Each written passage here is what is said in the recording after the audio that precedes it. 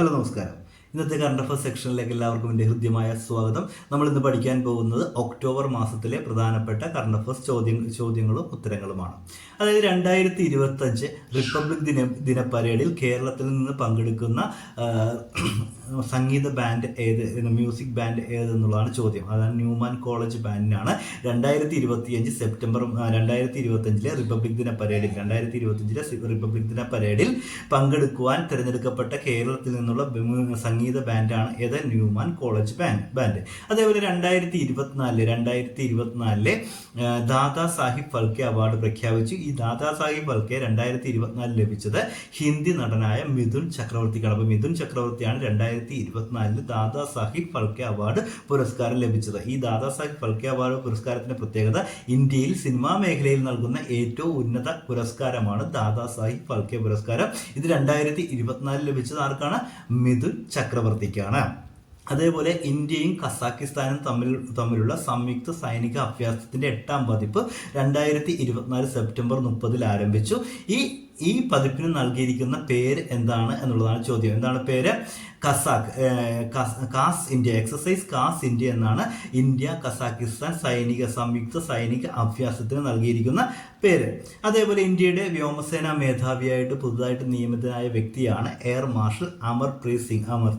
അപ്പോൾ 2024 September 30 ന്യൂഡൽഹിയിലാണ് Indian വ്യോമസേന മേധാവിയായിട്ട് ആര് ചുമതലയേറ്റത്? എയർ മാർഷൽ അമർപ്രീത് സിംഗ് ചുമതലയേറ്റത്. അപ്പോൾ 4 ചോദ്യങ്ങളാണ് ഇവിടെ പഠിച്ചത്. ഏതൊക്കെയാണ്? ഒന്ന്, 2025 റിപ്പബ്ലിക് ദിന പരേഡിൽ പങ്കെടുക്കുന്നതിനായി കേരളത്തിൽ നിന്നും തിരഞ്ഞെടുക്കപ്പെട്ട മ്യൂസിക് ബാൻഡാണ് ഏത്? ന്യൂമാൻ കോളേജ് ബാൻഡാണ് തിരഞ്ഞെടുക്കപ്പെട്ടത്. അതേപോലെ 2024 ദാദാ സാഹിബ് ഫാൽക്കെ അവാർഡ് പുരസ്കാരം ലഭിച്ചത് ഹിന്ദി ചലച്ചിത്ര താരമായ മിഥുൻ ചക്രവർത്തിക്കാണെങ്കിൽ ഇന്ത്യ കസാക്കിസ്ഥാൻ സംയുക്ത സൈനിക അഭ്യാസത്തിന് നൽകിയിരിക്കുന്ന പേരാണ് എക്സസൈസ് കാസിന്റെ. അതേപോലെ ഇന്ത്യയുടെ പുതിയ വ്യോമസേന മേധാവിയായിട്ട് തിരഞ്ഞെടുക്കപ്പെട്ട വ്യക്തി ആരാണ്? എയർ മാർഷൽ അമർപ്രീത് സിംഗ് ആണ്. അപ്പോൾ അടുത്ത ചോദ്യം, ലിമയിൽ നടന്ന ലോക ജൂനിയർ ഷൂട്ടിംഗ് ചാമ്പ്യൻഷിപ്പിൽ ലോക ജൂനിയർ ചാമ്പ്യനായ ഇന്ത്യക്കാരനാര് എന്നുള്ളതാണ് ചോദ്യം. എന്താണ്? ലിമയിൽ നടന്ന ലോക ജൂനിയർ ഷൂട്ടിംഗ് ചാമ്പ്യൻഷിപ്പിൽ ലോക ചാമ്പ്യനായ ഇന്ത്യക്കാരനാണ് പാർത്ഥ് മാനെയാണ് ലോക ജൂനിയർ ചാമ്പ്യൻഷിപ്പിലെ ഷൂട്ടിങ്ങിലെ ലോക ചാമ്പ്യനായി മാറിയത്. അതേപോലെ ഇന്ത്യയിൽ ആരംഭിക്കുന്ന ഒരു ക്രൂയിസ് ടൂറിസം പ്രോത്സാഹിപ്പിക്കുന്നതിന് വേണ്ടി ആരംഭിച്ച ദൗത്യമാണ് ക്രൂയിസ് ഭാരത് മിഷൻ. അപ്പോൾ എന്താണ് ക്രൂയിസ് ഭാരത് മിഷൻ? ഇന്ത്യയിൽ ക്രൂയിസ് ടൂറിസം പ്രോത്സാഹിപ്പിക്കുന്നതിനായി ആരംഭിച്ച ദൗത്യത്തിന് നൽകിയിരിക്കുന്ന പേരാണ് ക്രൂയിസ് ഭാരത് മിഷൻ. അതേപോലെ മറ്റൊരു ചോദ്യമാണ്, നമുക്കറിയാം 2024 ദാദാ സാഹിബ് ഫാൽക്കെ പുരസ്കാരം ലഭിച്ചത് മിഥുൻ ചക്രവർത്തിക്കാണെന്ന് പറഞ്ഞു. അതേപോലെ ഒരു പുരസ്കാരം പിന്നെയും പ്രഖ്യാപിക്കുകയുണ്ടായി. 2024 മികച്ച സിനിമയ്ക്കുള്ള ദാദാ സാഹിബ് ഫാൽക്കെ പുരസ്കാരം ലഭിച്ചത് ഏത് സിനിമയ്ക്കാണ്? ജവാൻ എന്ന സിനിമയ്ക്ക്. അപ്പോൾ ജവാൻ എന്ന സിനിമയ്ക്കാണ് 2024 മികച്ച സിനിമയ്ക്കുള്ള ദാദാ സാഹിബ് ഫാൽക്കെ പുരസ്കാരം ലഭിച്ചത്. എന്നാൽ ഇന്ത്യയിൽ ക്രൂയിസ് ടൂറിസം പ്രോത്സാഹിപ്പിക്കുന്നതിനായി ആരംഭിച്ച ദൗത്യത്തിന് നൽകിയിരിക്കുന്ന പേരെന്താണ്? Cruise Bharat mission. അതേപോലെ ലിമയിൽ നടന്ന ലോക ജൂനിയർ ഷൂട്ടിംഗ് ചാമ്പ്യൻഷിപ്പിൽ ലോക ജൂനിയർ ചാമ്പ്യനായിട്ട് വിജയിച്ച ഇന്ത്യക്കാരനാണ്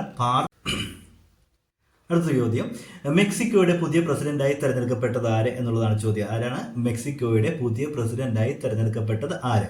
ക്ലോഡിയ ഷെയ്ൻബോം എന്ന വ്യക്തിയാണ് മെക്സിക്കോയുടെ പുതിയ പ്രസിഡന്റായിട്ട് തെരഞ്ഞെടുക്കപ്പെട്ടത്. ഇവർക്ക് ഒരു പ്രത്യേകതയുണ്ട്. മെക്സിക്കോയുടെ ആദ്യ വനിതാ പ്രസിഡന്റ് ആയിട്ട് തെരഞ്ഞെടുക്കപ്പെട്ട വ്യക്തിയും ആരാണ്? Claudia Sheinbaum. അപ്പോൾ മെക്സിക്കോയുടെ ആദ്യ വനിതാ പ്രസിഡന്റായി തെരഞ്ഞെടുക്കപ്പെട്ടത് അല്ലെങ്കിൽ ചുമതലയേറ്റത് ആര് എന്ന് ചോദിച്ചാൽ ക്ലോഡിയ ഷെയ്ൻബോം ആണ് മെക്സിക്കോയുടെ പുതിയ പ്രസിഡന്റ്. അതേപോലെ സംസ്ഥാന ഭക്ഷ്യ കമ്മീഷനായിട്ട് നിയമിതനായ വ്യക്തി ആരെ എന്ന് ചോദിച്ചാൽ ജിനു സക്കറിയ ഉമ്മനാണ്. അപ്പോൾ ഡോക്ടർ ജിനു സക്കറിയ ഉമ്മനാണ് സംസ്ഥാന ഭക്ഷ്യ കമ്മീഷൻ ചെയർമാനായിട്ട് നിയമിതനായത്. സംസ്ഥാന ഭക്ഷ്യ കമ്മീഷൻ ചെയർമാനായി നിയമിതനായത് ആരാണ്? ഡോക്ടർ ജിനു സക്കറിയ ഉമ്മനാണ്.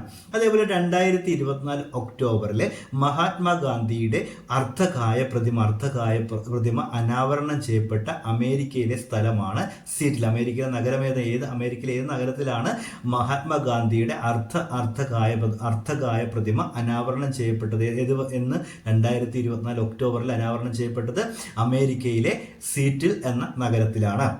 ഇനി അടുത്തിടെ കേന്ദ്ര സർക്കാർ 5 ഭാഷകൾക്ക് കൂടി ക്ലാസിക്കൽ ഭാഷാ പദവി നൽകുകയുണ്ടായി. ഏതൊക്കെയാണ് ആ ഭാഷകൾ എന്ന് നമുക്ക് പഠിക്കാം. ബംഗാളി, മറാത്തി, അസാമീസ്, അതുപോലെ പാലി, പ്രാകൃത് എന്നീ 5 ഭാഷകൾക്ക് കൂടിയാണ് കേന്ദ്ര സർക്കാർ അടുത്തിടെ ക്ലാസിക്കൽ ഭാഷാ പദവി നൽകിയത്. അപ്പോൾ കേന്ദ്ര സർക്കാർ അടുത്തിടെ എത്ര ഭാഷകൾക്കാണ് ക്ലാസിക്കൽ ഭാഷാ പദവി നൽകിയത്? 5 ഭാഷകൾക്കാണ്. അവ ഏതൊക്കെയാണ്? ബംഗാളി, മറാത്തി, അസാമീസ്, അതുപോലെ പാലി, പ്രാകൃത് എന്നീ 5 ഭാഷകൾക്കാണ് കേന്ദ്ര സർക്കാർ അടുത്തിടെ ക്ലാസിക്കൽ ഭാഷ പദവി നൽകിയത്. അതുപോലെ ഇന്ത്യയിലുള്ള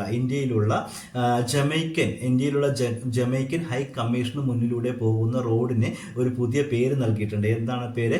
ജമൈക്കൻ മാർഗ്. അപ്പോൾ ജമൈക്കൻ മാർഗ് എന്നാണ് ആ പേര് നൽകിയത്. അപ്പോൾ ജമൈക്കൻ കമ്മീഷന് മുന്നിലൂടെ ഉള്ള റോഡിന് നൽകിയിരിക്കുന്ന പുതിയ പേരാണ് ജമൈക്കൻ മാർഗ് എന്നുള്ളത്. അതുപോലെ അടുത്തിടെ ചാഗോസ് ദ്വീപ് സമൂഹത്തിന്റെ പരമാധികാരം മൗറീഷ്യസിന് കൈമാറുമെന്ന് പ്രഖ്യാപിച്ചത് ഏത് രാജ്യമാണ് എന്നൊരു ചോദ്യമുണ്ട്. ആരാണ്? ബ്രിട്ടൻ ആണ് പ്രഖ്യാപിച്ചത്. അത് ചാഗോസ് ദ്വീപ് സമൂഹത്തിന്റെ പരമാധികാരം മൗറീഷ്യസിന് കൈമാറും എന്ന് പ്രഖ്യാപിച്ച രാജ്യമാണ് ബ്രിട്ടൻ. അപ്പൊ എത്ര ചോദ്യങ്ങളാണ് നമ്മൾ പഠിച്ചത്? ഒന്ന്, സംസ്ഥാന ഭക്ഷ്യ കമ്മീഷൻ ചെയർമാനായിട്ട് നിയമിതനായ ഡോക്ടർ ജിനു സക്കറിയ ഉമ്മനാണ് നിയമിതനായ. അപ്പൊ സംസ്ഥാന ഭക്ഷ്യ കമ്മീഷൻ ചെയർമാനായിട്ട് നിയമിതനായത് ആരാണ്? ഡോക്ടർ ജിനു സക്കറിയ ഉമ്മനാണെങ്കിൽ മഹാത്മാഗാന്ധിയുടെ അർദ്ധകായ പ്രതിമ അനാവരണം ചെയ്യപ്പെട്ടത് അമേരിക്കൻ നഗരമായ സീറ്റിലാണ്. അതുപോലെ 5 ഭാഷകൾക്കാണ് പുതുതായിട്ട് ക്ലാസിക്കൽ ഭാഷാ പദവി കേന്ദ്ര സർക്കാർ നൽകിയത്.